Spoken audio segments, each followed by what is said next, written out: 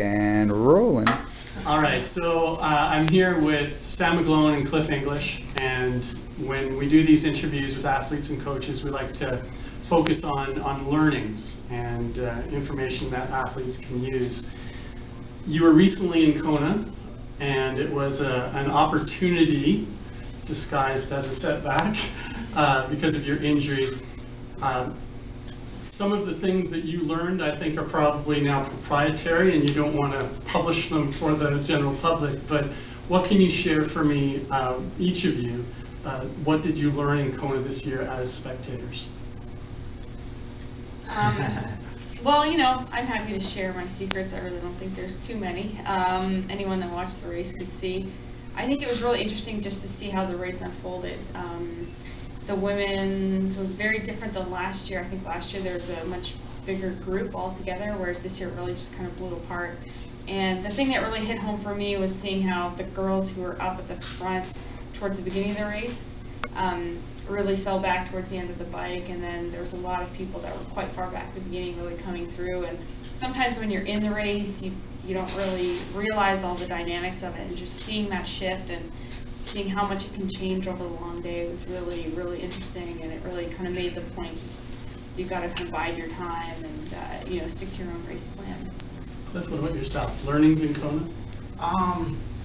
Yeah, it was pretty similar to that with Sam. Like, we were following the women's race as spotters for Ironman Live, so we kind of just saw a little bit of the men's race, but yeah, it was definitely interesting just seeing how it was really blown apart, and pretty much exactly like Sam said, just seeing some of the girls that, might have been, obviously Chrissy was just doing her thing, and on the day was just, in another world than anyone else, but yeah, just seeing how some of the other girls were working their way up. It's interesting, but it also seems that, the girls that tried to go earlier with Chrissy, I think there's something like psychologically was working out there a little bit too. Like, it just seems, I think, with what she achieved this year, a lot of people were kind of trying to match her, but also didn't believe they could. And I think what seems to happen a little bit with their training group, and I've kind of been getting that impression from them, is that they just know she's here,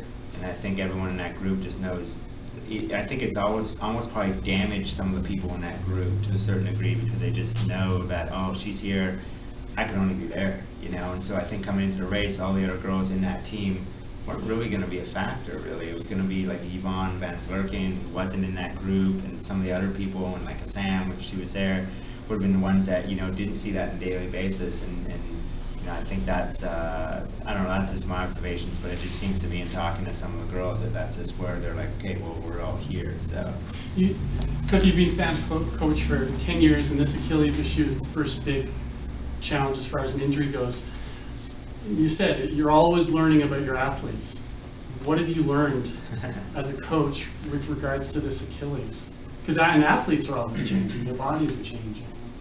Yeah, that was a real, I don't know. I guess we're just kind of trying to figure that one out still to a certain degree. We it'd been on and off, and we really thought we were doing the right thing, and I think what was, and I think we did follow some things that were what we're supposed to have done. It was just one of those trying to find the right specialist for the position, and I think or for Sam, and it just took us a while to find, first, I guess, diagnose it, and then find people that we can consistently get to work on it, and that was a bit challenging. And Sam, what's the key therapy? Because they call it an Achilles heel for a reason, right? Yeah, it's very exactly. common, especially in triathletes. So it's common, and I think it's probably like a symptom of a larger picture.